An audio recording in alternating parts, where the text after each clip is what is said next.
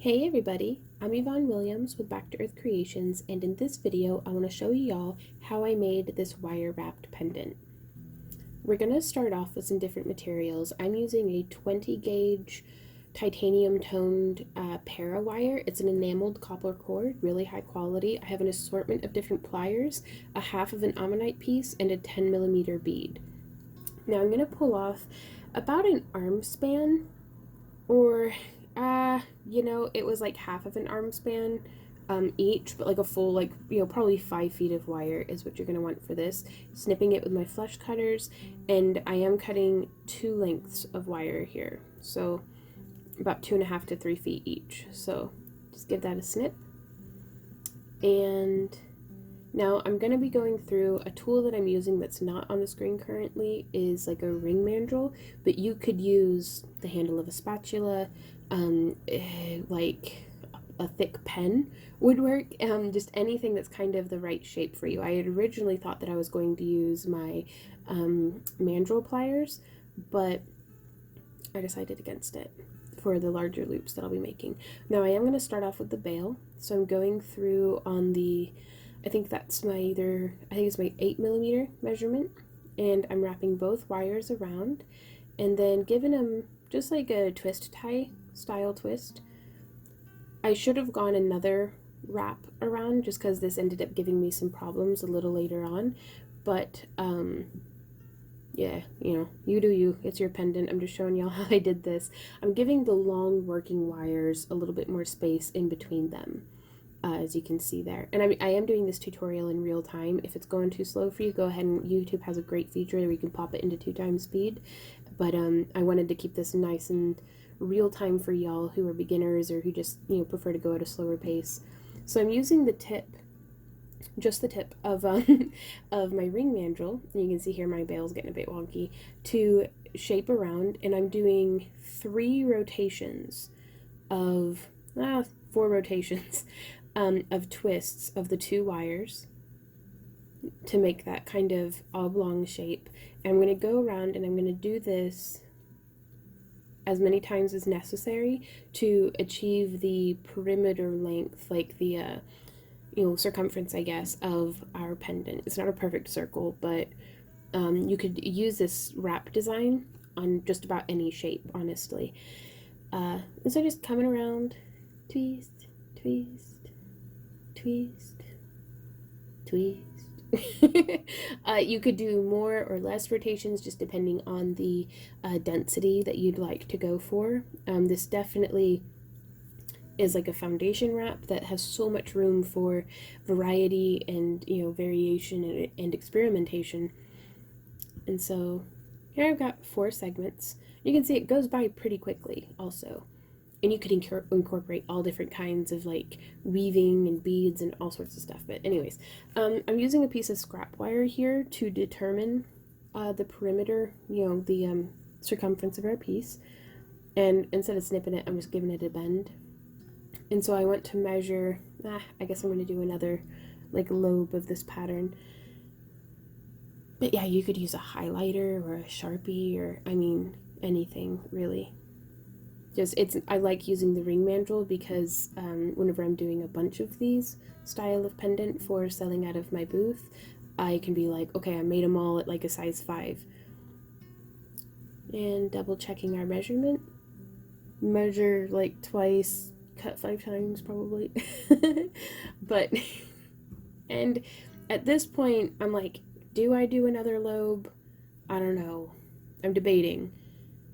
And then figured, hey, we might as well just try it. And then the thickness, I could have made this on a larger size, but to get the thickness to where it'll fit around our very thick Ammonite pendant, like Ammonite, it's not a cab, but like the little half thingy, I'm just sticking my round nose pliers in there and opening them up, and it's just open them up like that, and that shortens the design a little bit. But now I feel a little bit more confident about my wire being able to wrap around the front and back, because the goal here is to secure this fossil without any use of glue or any use of like drilling or anything like that. because whenever I wire wrap stones, I really want the integrity of the specimen to, if somebody, a week or 10 years from now wanted to rewrap it, they wouldn't have to do any kind of like chemical bath or anything to remove adhesives. They wouldn't have to worry about a big silly hole that I drilled in it or something. And I feel that way especially towards fossils and stuff, but to each their own. So I've made another lobe now, and I'm just opening that back up. And so now hopefully, yeah, it's pretty close. So let's go ahead and give this a wrap around. I'm just gonna hold on to the pendant, like the fossil itself. You could use some like low tack tape or something, but I just like smushing it. So going around the edge, trying to keep the wraps lined up with the lip of the piece. And you can see that wraps around pretty nicely, like the length and distance is okay. And now I was just going to wrap around like the neck of the bail. Like if the bail is the head and the pendant, the rest of the pendant is the body. That area where we've wrapped, I kind of feel like is like the neck. And so I've threaded some wire through another part, and then kind of decided that that wasn't really what I wanted to do. And that's something that I really love about Parawire is the 20 gauge that I'm working with is a little stiff compared to some of their other thicknesses, but it's still soft and supple enough that I can go through and change my mind without having to worry about overworking or breaking the wire. Oops, sorry. I've got crochet hooks all over my desk, so I just conked some. And so you can see here I've just done a single wrap of both wires around the neck of the bail, and that makes it more or less secure. Like if I shook test it right now, or you take it and just shake it like a dog with a toy, the stone would stay intact. So I'm kind of squeezing and smushing everything down just a little bit more, and looking at the back, and I don't feel quite as confident that it's holding on real nice to the front, but there on the back I just feel like it might, if somebody pushed and like tried, like if somebody worried with it, it could pop it out. So what I'm going to do is I'm going to take one of these long wires, and I'm just going to kind of pretend like I'm hand sewing but with 20 gauge wire, and just insert in from, I don't know what terms to use, but I'm being consistent about the direction that I'm going through. It's almost like whenever I'm lacing, lace through to like do a drawstring bag, the way that I would weave it through. So I go from towards me to like away from me. So like between the pendant and myself, and then between the wire and the pendant. And just hooking through as shown here. Like, thank goodness we have a visual demonstration because words are hard.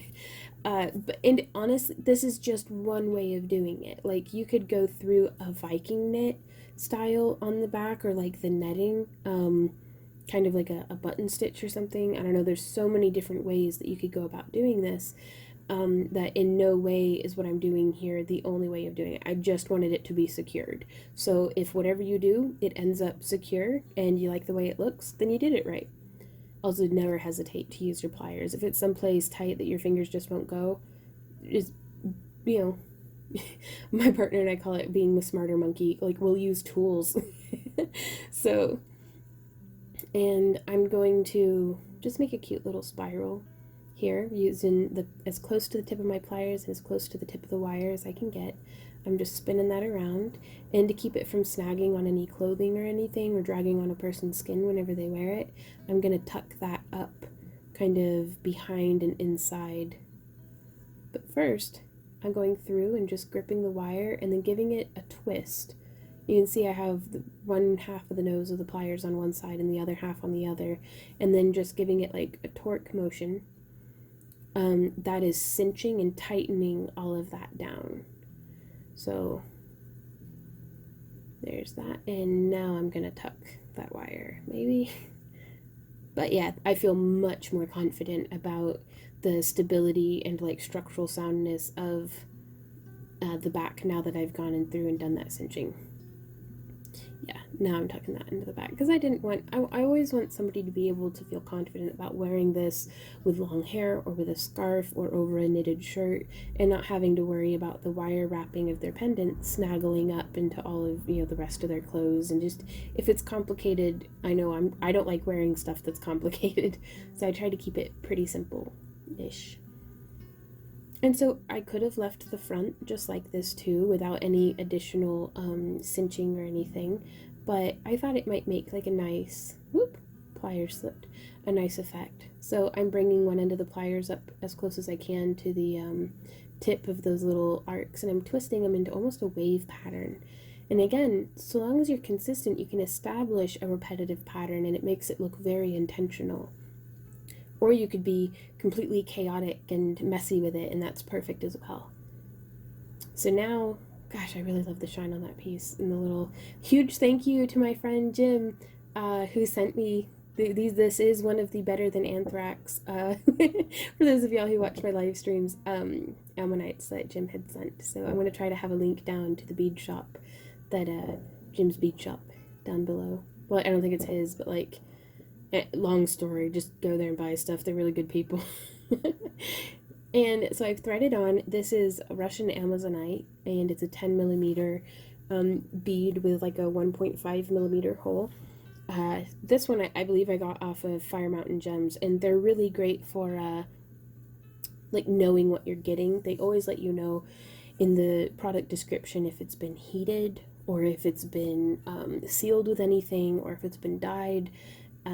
Oftentimes they will let you know where it's from as well, sometimes. So it's just, I don't know, I like them. They do good. And I'm coming through and wandering off camera and making just a double wire spiral. Oh boy, I do wish one day that I would learn how to stay in frame. And this part, structurally, it's wearable.